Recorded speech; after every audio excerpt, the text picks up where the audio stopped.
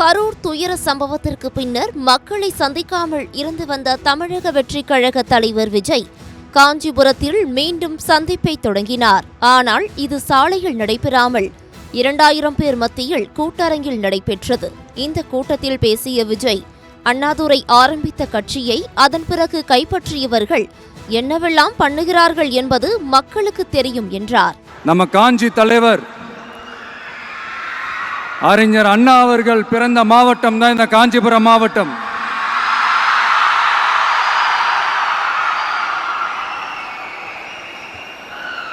தன்னுடைய வழிகாட்டின்றதுனாலேயே தான் ஆரம்பிச்ச கட்சியினுடைய கொடியில அறிஞர் அண்ணா அவர்களை வச்சவர் எம்ஜிஆர். ஆனா அறிஞர் அண்ணா அவர்கள் ஆரம்பிச்ச அந்த கட்சியை அதுக்கப்புறம் கைப்பற்றினவங்க என்னெல்லாம் பண்றாங்கன்னு நான் சொல்லிதான் உங்களுக்கு தெரியணுமா என்ன? மக்களே, உங்களுக்கு தான் அது நல்லா தெரியுமே. தனிப்பட்ட முறையில் எனக்கும் திமுகவுக்கும் எந்த பிரச்சனையும் கிடையாது என்பதை திட்டவட்டமாக குறிப்பிட்ட விஜய், வாய்க்கால் வரப்பு தகராறு எல்லாம் கிடையாது, அப்படி இருந்தாலும் கண்டுகொள்ள போவதில்லை என தெரிவித்திருக்கிறார். தனிப்பட்ட முறையில் எங்களுக்கும் அவங்களுக்கும் எந்த பிரச்சனையும் கிடையாதுங்க.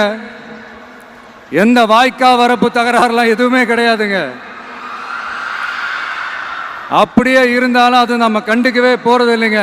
தனிப்பட்ட முறையில் அவங்களுக்கு வேணா நம்ம மேல வன்மத்தோட இருக்கலாங்க. ஆனா நாமெல்லாம் அப்படி கிடையவே கிடையாதுங்க.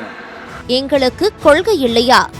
மக்களிடம் செல் என்று சொன்ன அண்ணாதுரையை மறந்தது யார் என கேள்வி எழுப்பிய அவர், மனவேதனைக்கு பிறகு மக்கள் சந்திப்பு நிகழ்ச்சிக்கு வந்து இப்போது காஞ்சிபுரம் மாவட்டம்தான் என கூறினார். பெரிய மனவேதனைக்கு அப்புறம் இந்த மக்கள் சந்திப்பு நிகழ்ச்சிக்கு வந்திருக்கிறதும் அதே அண்ணா அவர்கள் பிறந்த காஞ்சிபுரம் மாவட்டம் தான்.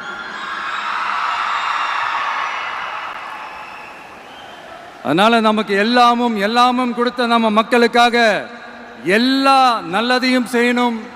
அதுவும் சட்டப்பூர்வமாக செய்யணும், அங்கீகாரத்தோட செய்யணும், அதிகாரப்பூர்வமாக செய்யணும், ஒட்டுமொத்த தமிழ்நாட்டு மக்களுக்கும் செய்யணும், ஒரே மாதிரி செய்யணும், ஒரே எண்ணத்தோட செய்யணும். அந்த ஒரே லட்சியத்தோட தான் நாம் அரசியலுக்கே வந்திருக்கிறோம். அதனாலதான் மக்களிடம் செல் அப்படின்னு சொன்ன அண்ணாவை கையில் எடுத்தோம். அவங்க சொன்ன மாதிரி மக்களை நோக்கி போறோம். ஆனா மக்களிடம் செல்னு சொன்ன அண்ணாவை மறந்தது யாரு? கொள்கை என்றால் கிலோ என்ன, விலை என்ன என்று கேட்கும் முதலமைச்சர் ஸ்டாலின், பிறப்புக்கும் எல்லா உயிர்க்கும் என கூறும் எங்களுக்கு கொள்கை இல்லை என்று கூறுவதாகவும், இவர்கள் கொள்கையே கொள்ளைதான் எனவும் சாடினார். கொள்கையா? அதனப்பா கிலோ என்ன விலை என்னன்னு கேட்கிற அளவுக்கு அப்படி ஒரு கட்சியை ஒன்று நடத்திக்கிட்டு அந்த கட்சியினுடைய தலைவர் தமிழ்நாட்டு முதல்வர் சொல்றாரு, நமக்கு கொள்கை இல்லையா? எப்படி? நமக்கு கொள்கை இல்லையா? பிறப்புக்கும் எல்லா உயிருக்கும்னு ஒரு அடிப்படை கோட்பாட்டை நம்ம கட்சியினுடைய ஒரு முக்கிய கோட்பாட்டை அறிவிச்ச நமக்கு கொள்கை இல்லையா? உங்களது அரசவை புலவர்கள் யாராவது இருந்தார்கள் என்றால் அவர்களின் கண்ணீரை துடைத்து விடுங்கள் என கிண்டலாக தெரிவித்த விஜய், சட்டசபையில் ஆரம்பித்து சாதாரண நிகழ்ச்சி வரை அனைத்து மேடையிலும் டிவிக்கே தான் இருப்பதாகவும் சுட்டிக்காட்டினார். இப்பொழுது கூட கரூர் பற்றி பேசுவேன் என்று எதிர்பார்த்து இருப்பார்கள், அது குறித்து அப்புறம் பேசுகிறேன் என்றார். இப்ப கூட கரூரை பத்தி பேசுவேன்னு எதிர்பார்த்திருப்பாங்க, அதை நான் கொஞ்சம் அப்புறமா பேசுறேன். யாரை பார்த்து தற்குறி என்கிறீர்கள்? இந்த தற்குறியெல்லாம் ஒன்று சேர்ந்துதான் உங்கள் அரசியலை கேள்விக்குறி ஆக்கப் போகின்றனர். அவர்கள் தற்குறி அல்ல, ஆச்சரிய குறிகள், மாற்றத்துக்கான அறிகுறிகள் என கூறி தனது உரையை முடித்தார். அதிசயம் சொல்ல முடியாது, இது ஒரு கண்டுபிடிக்க முடியாத ஒரு உண்மைன்னு சொல்லலாம். அது என்னப்பா? அது தற்குறியா?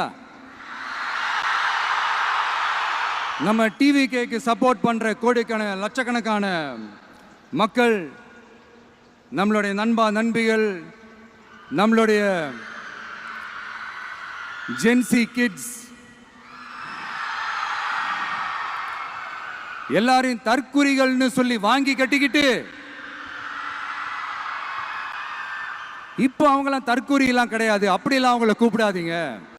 முன்னதாக இந்த கூட்டத்தில் வழக்கத்திற்கு மாறாக ஆட்சிக்கு வந்தால் என்ன செய்வோம் என்பதை தேர்தல் அறிக்கைக்கு முன்னதாகவே கூற விரும்புவதாக தெரிவித்து பல கவர்ச்சிகர அறிவிப்புகளை வெளியிட்டார். அதன்படி எல்லோருக்கும் நிரந்தர வீடு, வீட்டுக்கு ஒரு மோட்டார் சைக்கிள், ஒவ்வொரு வீட்டிலும் கார் இருக்கும் வகையில் பொருளாதார மேம்பாடு, ஒவ்வொருவரும் குறைந்தபட்சம் பட்டப்படிப்பு உள்ளிட்ட வாக்குறுதிகளை அறிவித்தார். மேலும் வீட்டில் குறைந்தபட்சம் ஒருவருக்கு நிரந்தர வருமானம், அதற்கான வேலை வாய்ப்பு, அதற்கு தகுந்தபடி கல்வியில் சீர்திருத்தம், தொழில் வளர்ச்சி போன்ற அறிவிப்புகளை வெளியிட்டார். நம்ம அரசியலுக்கு வந்தது உங்களுக்கு நல்லது நல்லது நல்லது மட்டுமே செய்யறது தான். எங்களுக்கு வேற எந்த அஜெண்டாவும் கிடையாது. அதனாலதான் பாத்தீங்கன்னா கொள்கை எதிரி யாரு, அரசியல் எதிரி யாருன்னு திட்டவட்டமா சொல்லிட்டு அது வெளியே சொல்லிட்டு களத்துக்கு வந்திருக்கிறோம். அதுல எந்த விதமான குழப்பமோ எந்த விதமான ஊசலாட்டமோ எதுவுமே இருக்க போறதில்ல. இந்த விஜய் சும்மா எதையும் சொல்ல மாட்டான். ஒன்னு சொன்னா அதை செய்யாம விட மாட்டான்.